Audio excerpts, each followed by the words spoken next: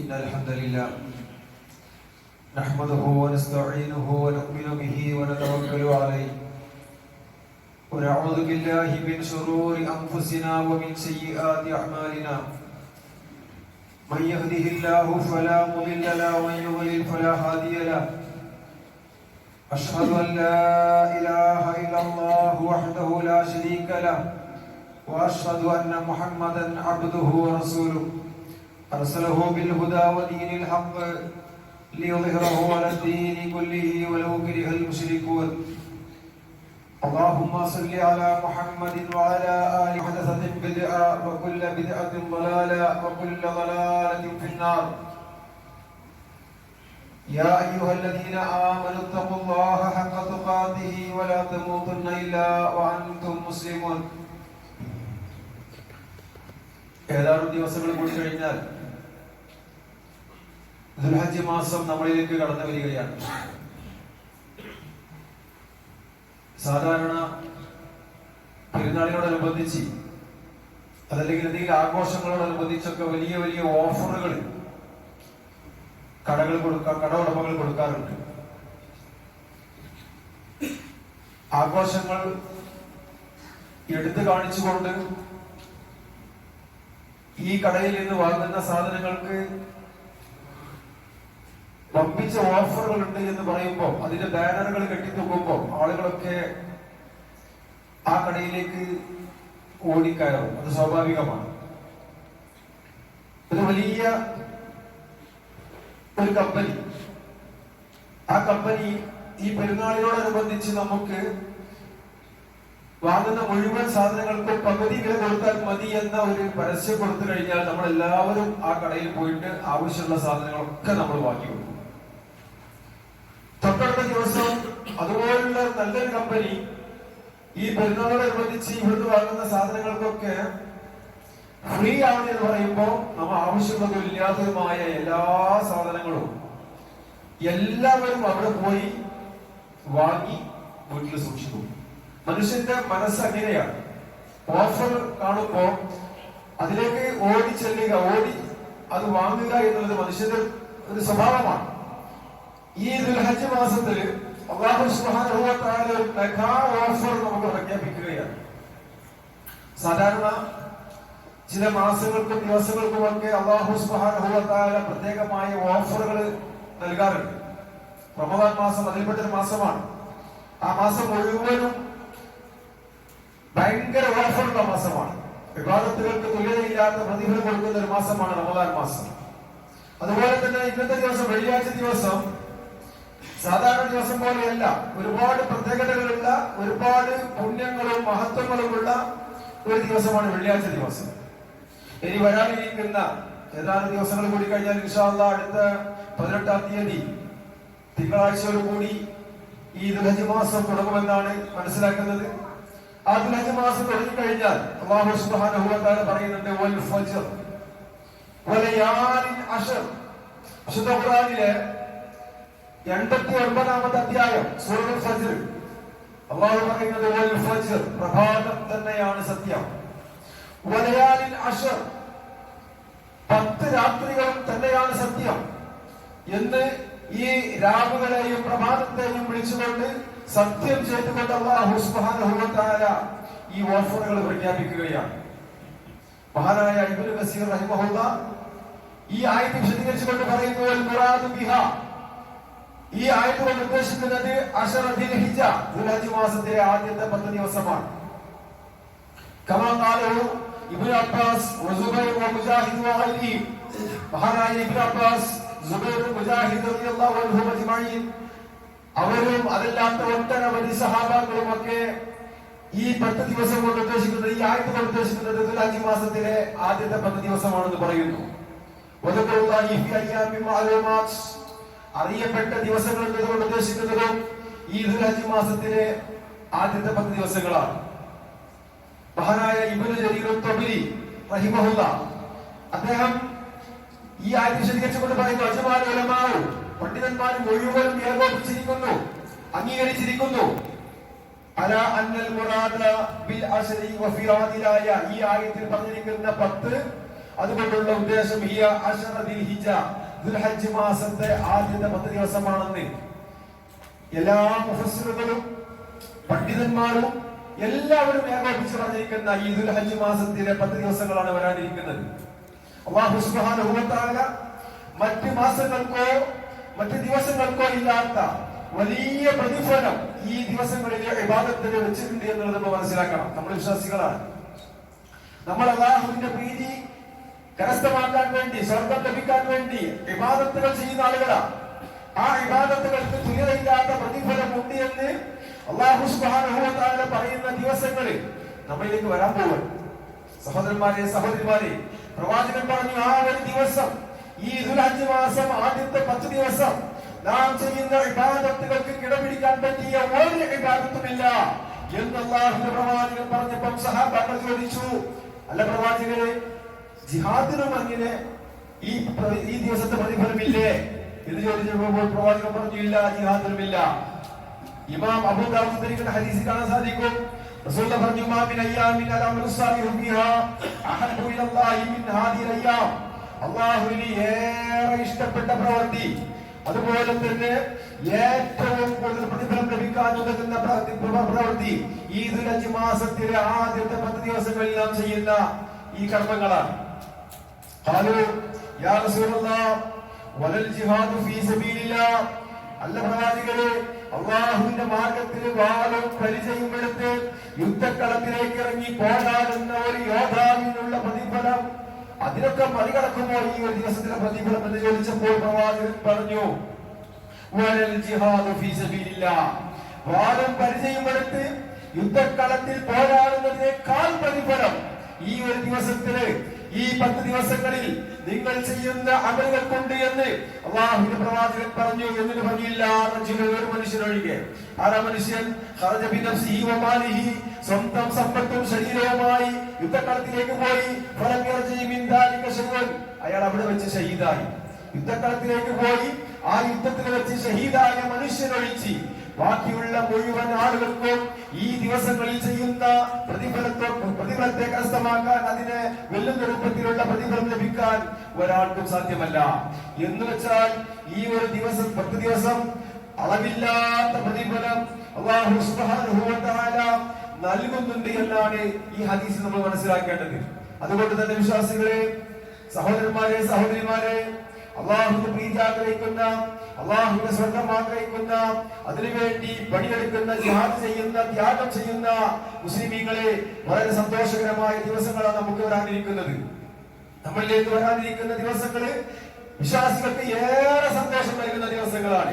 മഹാനായ ശൈഖുൽ ഇസ്ലാം ഇബ്നു തൈമിയ റഹിമഹുല്ലാഹ് അദ്ദേഹം പറഞ്ഞു, റമദാനിലെ രാവുകളിൽ വെച്ച് ഏറ്റവും പ്രധാനപ്പെട്ട രാവ് റമദാനിലെ അവസാനത്തെ 10 രാവുകളാണ്. അതിനെ വെല്ലുന്ന രൂപത്തിലുള്ള ഒരു രാത്രിയും ഇല്ല. പക്ഷേ പകല് ഏറ്റവും കൂടുതൽ പ്രതിഫലം ലഭിക്കാൻ പറ്റുന്ന പകല് അതേതായെന്ന് ചോദിച്ചാൽ അത് ഈ ദുൽഹജ്ജ് മാസത്തിലെ ആദ്യത്തെ 10 ദിവസങ്ങളുടെ പകലാണ്. അതാണ് വൽ ഫജ്ർ വലയാലിൽ അശർ. ആ ദുൽഹജ്ജ് മാസത്തിലെ ആദ്യത്തെ 10 ദിവസം അതിനെ വെല്ലുന്ന മറ്റു ദിവസങ്ങളില്ല എന്ന് പറയുമ്പോൾ, റമദാന്റെ അവസാനത്തെ രാവുകൾ പോലെ ദുൽഹജ്ജ് മാസത്തിലെ ആദ്യത്തെ 10 പകലുകൾ വളരെയേറെ പ്രതിഫലം ലഭിക്കാൻ പറ്റിയ ദിവസമാണെന്ന് നമ്മൾ മനസ്സിലാക്കണം. റസൂലുള്ളാഹി സ്വല്ലല്ലാഹു അലൈഹി വസല്ലം പറഞ്ഞു, അഫ്ളു അയ്യാമി ദുനിയാ, ദുനിയാവിൽ വെച്ച് ഏറ്റവും ഫضലുള്ള, മഹത്വമുള്ള, പ്രാധാന്യമുള്ള ദിവസം അയ്യാമുൽ അശ്ർ, ഈ ദുൽഹജ്ജ് മാസത്തിലെ ആദ്യത്തെ 10 ദിവസങ്ങളാണ്. മാമിൻ അയ്യാമിൻ അഅ്ലമു ഇൻദല്ലാഹ്, അല്ലാഹുവിന്റെ അടുക്കൽ ഏറ്റവും മഹത്തായ ദിവസം. വലാ അഹബ്ബു ഇലൈഹി മിനൽ അമലി, അല്ലാഹുവിന് ഏറ്റവും ഇഷ്ടപ്പെട്ട കർമ്മങ്ങൾ ചെയ്യുന്ന ദിവസം അതേതാ? ഫീഹിന്ന മിൻ ആദിൽ അയ്യാമിൽ അശ്ർ. ഇങ്ങനെ നിരവധി പ്രവാചക വചനങ്ങളിലൂടെ ഈ ഒരു മാസത്തിന്റെ ആദ്യത്തെ 10 ദിവസത്തിന്റെ ശ്രേഷ്ഠതകളെ അല്ലാഹുവിന്റെ പ്രവാചകൻ വ്യക്തമാക്കുകയാണ്. അതുകൊണ്ട് നമ്മൾ എന്ത് ചെയ്യണം? നിങ്ങൾ ധാരാളമായി അല്ലാഹുവിനെ തഹ്ലീൽ നടത്തണം, തക്ബീർ നടത്തണം, തസ്ബീഹ് നടത്തണം, തഹ്മീദ് നടത്തണം. സഹോദരന്മാരെ, ദിക്റുകൾ വർദ്ധിപ്പിക്കുക.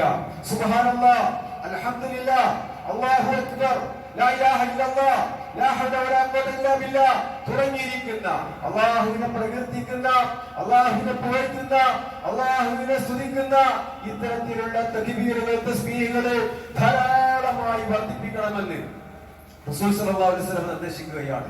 ഇബാദത്തുകൾ വർദ്ധിപ്പിക്കുക. നമസ്കാരം, സുന്നത്ത് നമസ്കാരങ്ങളിൽ നമ്മൾ നിർബന്ധമായി ഫർദ് നമസ്കരിക്കുന്ന ആളുകളാണ്, സുന്നത്ത് നമസ്കരിക്കുന്ന ആളുകളാണ്. പക്ഷെ ഈ ഒരു 10 ദിവസത്തിൽ നമുക്ക് സാധിക്കുന്ന രീതിയിലൊക്കെയുള്ള ഐച്ഛികമായ കർമ്മങ്ങളിൽ, ഐച്ഛികമായ സുന്നത്ത് നമസ്കാരങ്ങളിൽ, അതുപോലെ തന്നെ ഐച്ഛികമായ നോമ്പുകളിൽ, അതുപോലെ തന്നെ ദിക്റുകളും ദുആകളും സ്വലാത്തുകളും ഖുർആൻ പാരായണങ്ങളും, അതുപോലെ സദഖകളും ജീവകാരുണ്യ പ്രവർത്തനങ്ങളും നന്മ കൽപ്പിക്കലും തിന്മ വിരോധിക്കലും തുടങ്ങി എല്ലാ കാര്യങ്ങളും ഈ ഒരു 10 ദിവസത്തിൽ നമ്മൾ ചെയ്തു കഴിഞ്ഞാൽ അതിനെ വെല്ലുന്ന രൂപത്തിലുള്ള ഒരു പ്രവർത്തനം മറ്റു ദിവസങ്ങളിൽ നമുക്ക് ചെയ്യാൻ സാധ്യമല്ല. അത്രയും പ്രതിഫലമുള്ള ദിവസങ്ങളാണ് വരാനിരിക്കുന്നത്. വിശ്വാസികൾക്ക് സന്തോഷിക്കാൻ അവകാശമുണ്ട്. അതുകൊണ്ടാണ് ഞാൻ പറഞ്ഞത്, വലിയ ഓഫർ നൽകുന്ന ദിവസങ്ങളാണ് വരാൻ പോകുന്നത്. Mega offer. പരലോകത്തേക്ക് സ്വർഗ്ഗം കരസ്ഥമാക്കണമെന്ന് ആഗ്രഹിക്കുന്ന മുഴുവൻ വിശ്വാസികൾക്കും സന്തോഷിക്കാൻ പറ്റിയ ദിവസങ്ങൾ വരാനിരിക്കുകയാണ്. അല്ലാഹു സുബ്ഹാനഹു വ തആല ആ ദിവസങ്ങളിൽ ജീവിക്കുവാനും ധാരാളം ഇബാദത്തുകൾ ചെയ്യുവാനും നമുക്കെല്ലാം തൗഫീഖ് നൽകി അനുഗ്രഹിക്കുമാറാവട്ടെ. അതുപോലെ തന്നെ ആ ഒരു ദിവസങ്ങളിൽ നാം ചെയ്യുന്ന തെറ്റുകൾക്ക് അത് വളരെ കഠിനമായിരിക്കും. അതുകൊണ്ട് മുഴുവൻ പാപങ്ങളിൽ നിന്നും തെറ്റുകളിൽ നിന്നുമൊക്കെ മാറി നിൽക്കലും സ്വർഗം ആഗ്രഹിക്കുന്ന ആളുകൾക്ക് നിർബന്ധമാണ്. വന്നുപോയിരിക്കുന്ന തെറ്റുകളെ സംബന്ധിച്ച് തൗബ ചെയ്യുക, ഖേദിച്ചു മടങ്ങുക, അതുപോലെ തന്നെ ഇസ്തിഗ്ഫാർ വർദ്ധിപ്പിക്കുക, റബ്ബിലേക്ക് കൂടുതൽ അടുക്കാൻ വേണ്ടുന്ന സൽക്കർമ്മങ്ങളിൽ ഏർപ്പെടുക. ഇതൊക്കെയാണ് നമ്മൾ ചെയ്യേണ്ട കാര്യം. സാധാരണ റവാത്തിബ് നമസ്കരിക്കുന്ന ആളുകൾ റവാത്തിബിന്റെ പുറമെ മറ്റുള്ള സുന്നത്ത് നമസ്കാരങ്ങൾ നമസ്കരിക്കുക. സാധാരണയായി നോമ്പെടുക്കുന്ന ആളുകൾ തിങ്കൾ വ്യാഴം തുടങ്ങിയ ദിവസങ്ങളിൽ, അതുപോലെ തന്നെ അല്ലാത്ത ഒറ്റപ്പെട്ട ദിവസങ്ങളൊക്കെ നോമ്പെടുത്തുകൊണ്ട് സദഖകൾ വർദ്ധിപ്പിച്ചുകൊണ്ട്, അതുപോലെ തന്നെ ദിക്റുകളും ദുആകളും ഖുർആൻ പാരായണങ്ങളും സ്വലാത്തുകളും ഒക്കെ അധികരിപ്പിച്ചുകൊണ്ട് നമ്മൾ ഈ ദിവസത്തിന്റെ പുണ്യം കരസ്ഥമാക്കണമെന്ന് എന്നോടും നിങ്ങളോടും ആമുഖമായി ഞാൻ ഓർമ്മപ്പെടുത്തുകയാണ്. റസൂൽ സല്ലല്ലാഹു അലൈഹി വസല്ലം പറഞ്ഞു, വകാന ഈ പ്രവാചകന്റെ ഈ മോട്ടിവേഷന്, ഈ പ്രോത്സാഹനം കണ്ടുകൊണ്ട് സഹാബാക്കളൊക്കെ ഈ ഒരു ദിവസത്തെ വല്ലാതെ അമലുകൾ ചെയ്തിരുന്നു. കാരണം സഈദ് ഇബ്നു ജുബൈർ റളിയല്ലാഹു അൻഹു അദ്ദേഹം ഇദാ ദഖല അയ്യാമിൽ അശർ, ഈ ആദ്യത്തെ 10 ദിവസം സമാഗതമായി കഴിഞ്ഞാൽ, ദുൽഹിജ്ജ മാസത്തിലെ ആദ്യത്തെ 10 ദിവസം വന്നു കഴിഞ്ഞാൽ ഇജ്തിഹാദൻ ശദീദ, അദ്ദേഹം കഠിനാധ്വാനം ചെയ്യുമായിരുന്നു. ഇബാദത്തുകൾ കൊണ്ട്, സൽക്കർമ്മങ്ങൾ കൊണ്ട് അദ്ദേഹം വല്ലാതെ പ്രവർത്തിക്കുമായിരുന്നു. അദ്ദേഹത്തിന് ചെയ്യാൻ സാധിക്കുന്നതിലും അപ്പുറം അദ്ദേഹം ഇബാദത്തുകൾ കൊണ്ട് പരിശ്രമിക്കുമായിരുന്നു എന്നൊക്കെ ഹദീസിൽ നമുക്ക് കാണാൻ സാധിക്കും. സഹോദരന്മാരെ, സഹോദരിമാരെ, ഇബ്നു ഹജർ അസ്ഖലാനി റഹിമഹുല്ലാഹ് അദ്ദേഹം പറയുന്നു, ഈ ഒരു ദിവസത്തിന്, ഈ 10 ദിവസത്തിന് ഇത്രത്തോളം പ്രാധാന്യം ഉണ്ടാവാനുള്ള കാരണം എന്താണെന്ന് ചോദിച്ചാൽ, അന്ന സബബ ഫീ ഇംതിയാസ് അശ്രി ദിൽഹിജ്ജ ലിമകാനി ഇജ്തിമാഇ ഉമ്മഹാത്തുൽ ഇബാദത്തി ഫീ, എല്ലാ ഇബാദത്തുകളുടെയും സംഗമങ്ങളാണ് ഈ 10 ദിവസങ്ങളിൽ. അതിലെന്തുണ്ട്? വഹിയ സ്വലാത്ത്, നമസ്കാരമുണ്ട്, വസിയാമു, നോമ്പുണ്ട്, വസദഖത്തു, ദാനധർമ്മങ്ങളും, ഹജ്ജും, ഇങ്ങനെ എല്ലാ ഇബാദത്തുകളുടെയും ഒരു സംഗമ ദിവസമാണ് ദുൽഹജ്ജ് മാസത്തിലെ ആദ്യത്തെ 10 ദിവസം. നമുക്കറിയാമല്ലോ, നമസ്കാരങ്ങള്, അതുപോലെ തന്നെ അറഫ നോമ്പുകള്, അതുപോലെ തന്നെ ഹജ്ജ്, അതുപോലെ തന്നെ ധാരാളമായി അല്ലാഹുവിനെ പ്രകീർത്തിക്കുന്ന ദിക്റുകളും തസ്ബീഹുകളും തഹ്മീദുകളും, അതുപോലെ അറഫയിലുള്ള സംഗമവും അവിടെ വെച്ചുള്ള ഇസ്തിഗ്ഫാറും തൗബയും പാപമോചനവും തുടങ്ങിയിരിക്കുന്ന മുഴുവൻ മനുഷ്യരും അല്ലാഹുവിലേക്ക് കൂടുതൽ അടുക്കുന്ന ഒരു ദിവസം എന്നുള്ള നിലക്ക് അതീവ പ്രാധാന്യമായ ദിവസങ്ങളാണ് വരാനിരിക്കുന്നത്. നമുക്കറിയാം, ദുൽഹജ്ജ് 8-ന് യൗമുത് തർവിയ എന്നാണ് പറയാറുള്ളത്. ഹജ്ജിന്റെ ആരംഭമാണ്. അന്ന് ഹജ്ജിന് പോകുന്ന ആളുകളൊക്കെ വെള്ളം ശേഖരിച്ചു വെക്കുന്ന ദിവസമാണ്. അതുകൊണ്ടാണ് അതിന് യൗമുത് തർവിയ എന്നുള്ള പേര് ലഭിക്കാനുള്ള കാരണം. ദുൽഹജ്ജ് 9-ന് അറഫ സംഗമമാണ്. അൽ ഹജ്ജ് അറഫ, ഹജ്ജ് എന്ന് പറഞ്ഞാൽ അത് അറഫയാണ്.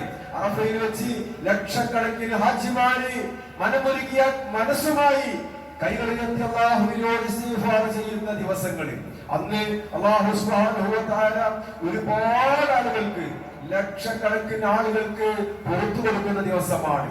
നരകത്തിന് അവകാശികളായ ലക്ഷക്കണക്കിന് ആളുകളെ നരകത്തിൽ നിന്ന് മോചിപ്പിക്കുന്ന ദിവസമാണ്.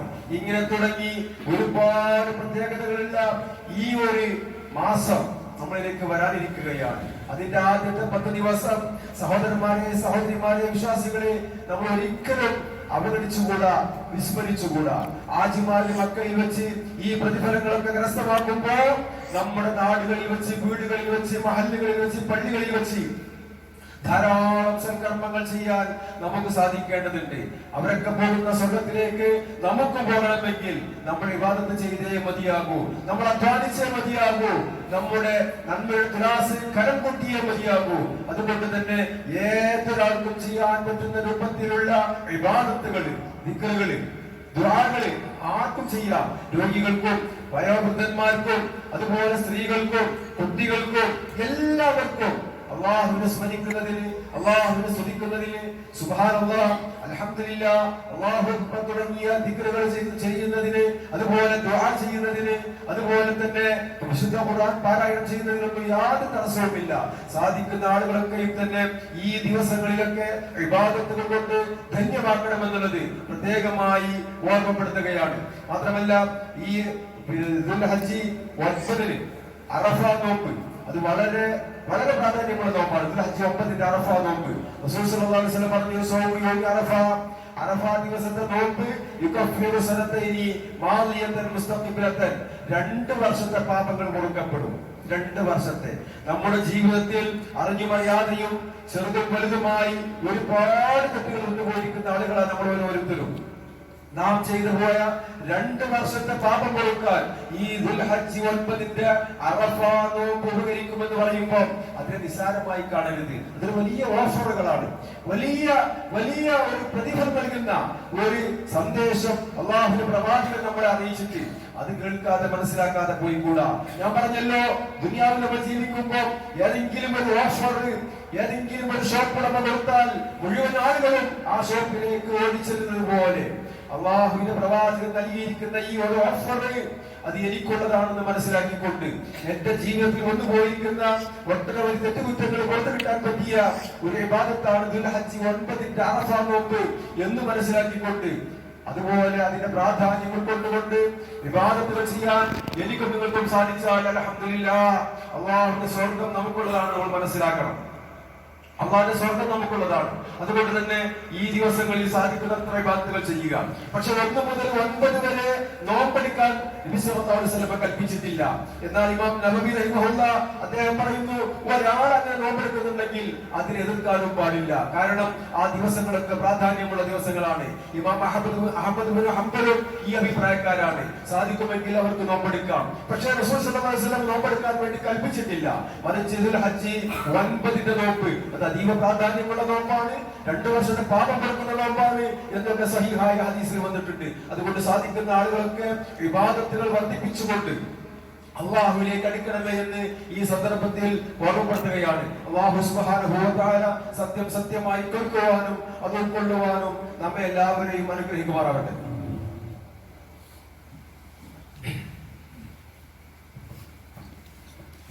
അൽഹംദുലില്ലാഹ് വസ്സലാത്തു വസ്സലാമു അലാ റസൂലില്ലാഹ് വഅലാ ആലിഹി വസഹ്ബിഹി അജ്മഈൻ. അമ്മാ ബഅദ്, ഇത്തഖുല്ലാഹ ഇബാദല്ലാഹ്.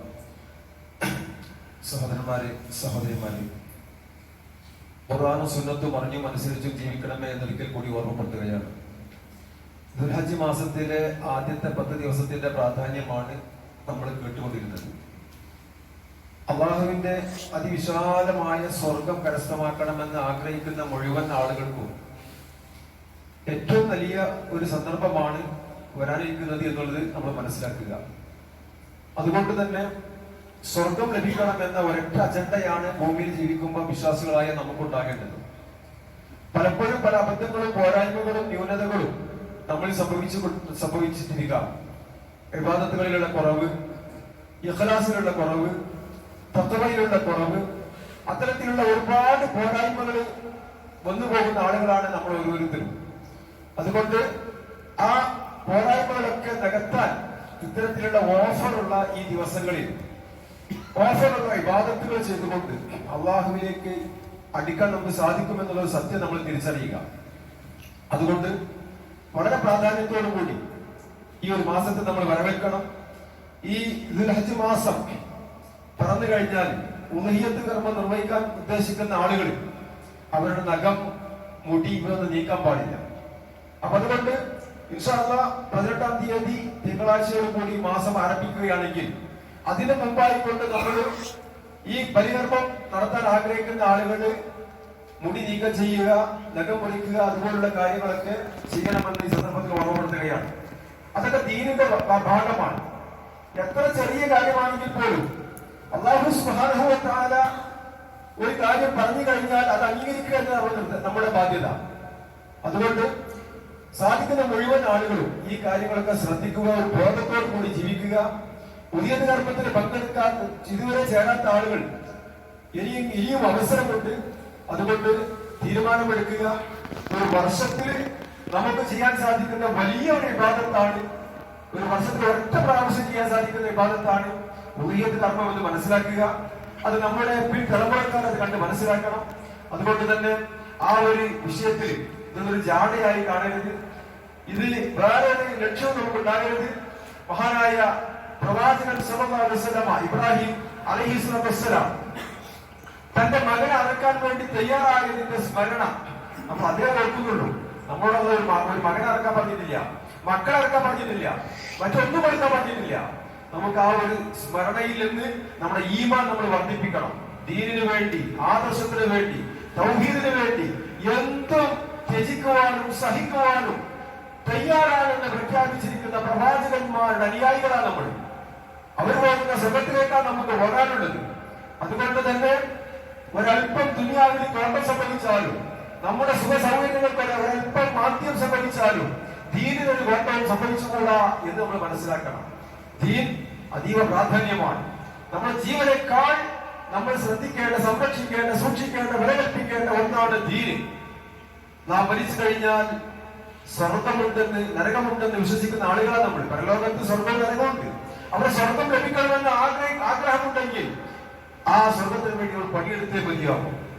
അതുകൊണ്ട് വരാനിരിക്കുന്ന ദിവസങ്ങളിലെ വളരെ പ്രധാനപ്പെട്ട കർമ്മങ്ങൾ ഇതൊന്നും വിസ്മരിക്കണ്ട. ഇതൊക്കെ വളരെ നമുക്ക് വീട് കിട്ടുന്ന ഒരു അപൂർവമായ അവസരങ്ങളാണ്. അല്ലാഹു സുബ്ഹാനഹു വ തആല ആ ഒരു മാസത്തിൽ ജീവിക്കാൻ നമുക്ക് തൗഫീഖ് നൽകിയിട്ടുണ്ടെങ്കിൽ അതിന്റെ പുണ്യം കരസ്ഥമാക്കുന്നവരുടെ കൂട്ടത്തിൽ നമ്മൾ ഉണ്ടാകണം. എത്രയോ മനുഷ്യര് അശ്രദ്ധയോട് കൂടി ജീവിക്കുക. അവർക്ക് എന്താ ജീവിതം എന്നറിയില്ല. അവർക്ക് നേരം പുലർത്തി കഴിഞ്ഞാൽ വൈകുന്നേരമാകണം, വൈകുന്നേരമായാൽ നേരം പുലരണം എന്നതിനപ്പുറം എന്തിനു വേണ്ടി ജീവിക്കുന്നു, ആരാണ് എന്നെ ജനിപ്പിച്ചത്, ആരാണ് എന്നെ മരിപ്പിക്കുന്നത്, അവർക്ക് അറിഞ്ഞുകൂടാ. എന്താ എന്റെ ജീവിതത്തിന്റെ ലക്ഷ്യം അവർക്ക് അറിഞ്ഞുകൂടാ. ഈ ദുനിയാവിലെ ജീവിതമല്ല നമ്മുടെ ലക്ഷ്യം, മറിച്ച് പരലോക ജീവിതമാണ്. ആ പരലോക ജീവിതം സ്വർഗമാണ്. അതിനുവേണ്ടി പണിയെടുക്കാനുള്ള അവസരമാണ് ദുനിയാവിലെ ജീവിതം എന്ന് മനസ്സിലാക്കിക്കൊണ്ട് അള്ളാഹുവിന്റെ കൽപ്പനകൾക്ക് മുമ്പിൽ എനിക്കൊന്നും തടസ്സമല്ല. എന്റെ സന്താനങ്ങളോ, എന്റെ സമ്പത്തോ, എന്റെ സൗകര്യങ്ങളോ, എന്റെ സ്ഥാനമാനങ്ങളോ ഒന്നും എനിക്ക് തടസ്സമല്ല എന്ന് പ്രഖ്യാപിച്ച പ്രവാചകന്റെയും സഹാബാക്കളുടെയും പാത പിൻപറ്റിക്കൊണ്ട് സഹോദരിമാരെ മുഴുവൻ ആളുകളും, സാധിക്കുന്ന മുഴുവൻ ആളുകളും ഈ വലിയ കർമ്മത്തിൽ പങ്കെടുക്കുക. വരാനിരിക്കുന്ന ദുൽഹജ്ജ് മാസത്തിലെ പ്രതിഫലം കരസ്ഥമാക്കാൻ വേണ്ടി അങ്ങേയറ്റം പരിശ്രമിക്കുക, കഠിനാധ്വാനം ചെയ്യുക, പരലോകത്തെ സ്വർഗം ഉറപ്പുവരുത്തുക. അല്ലാഹു സുബ്ഹാനഹു വ തആല നമുക്ക് തൗഫീഖ് നൽകി അനുഗ്രഹിക്കുമാറാവട്ടെ.